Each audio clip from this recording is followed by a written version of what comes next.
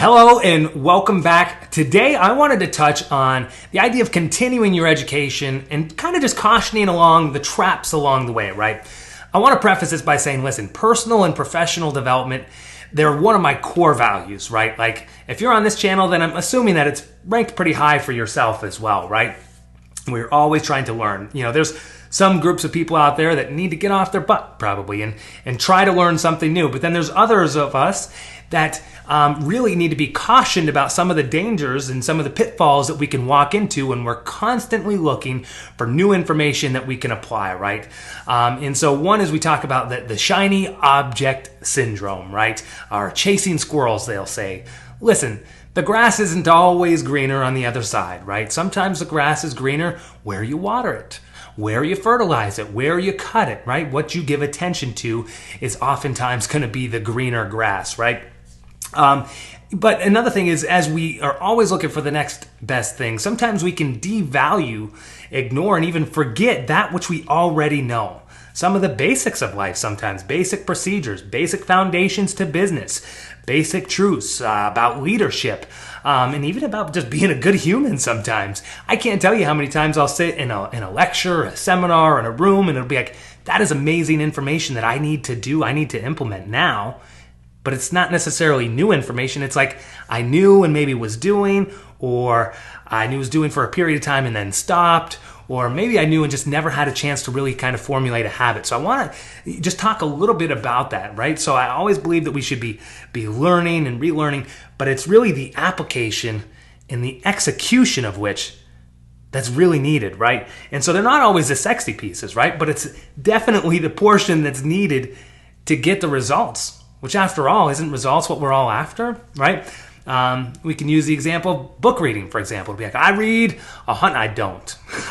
I try, but I read 100 books a year. You know, like people kind of boast about how many books that they're reading a year, right? But the real question is like, what do you take away from reading, 2 full books a week? I don't know, do I have a book here right now? So a lot of the books that we read are not like short little books, right? Like they're ginormous books. So if you're reading 2 of those a week, how much of that are you actually retaining? How much of that, more importantly, are you implementing and executing on? So I'm guilty of this too, where I'll take on too many programs, too many things at once, where I've got all this new information kind of compounding into my head.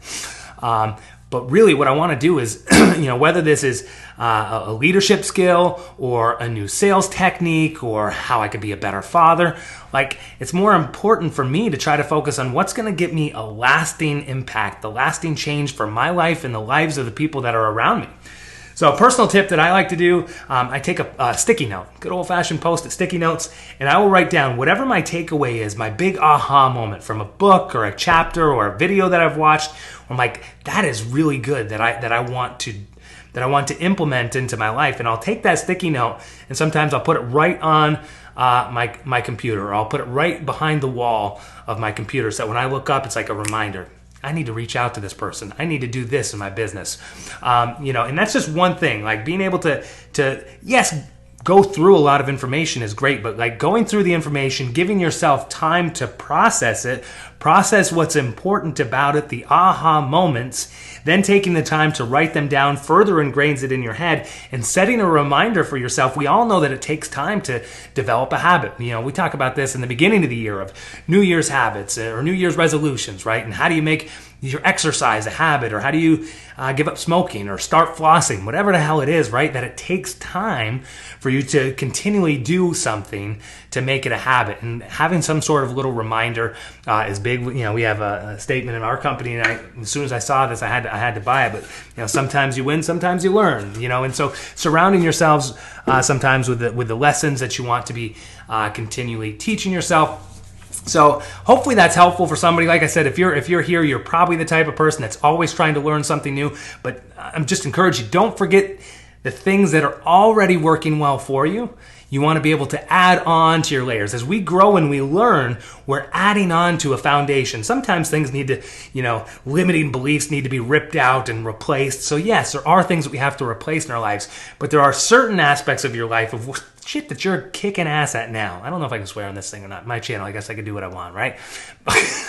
There are certain things that you're doing that you are rocking right now, right? And you're going to continue to rock. So yes, you want to add on your icing. You want to add on some new things that you've learned, but don't forget the important fundamentals of what's making things work and click for you now. So again, I'm Zachary Betters, wishing you a great day and a better tomorrow. Thanks for watching.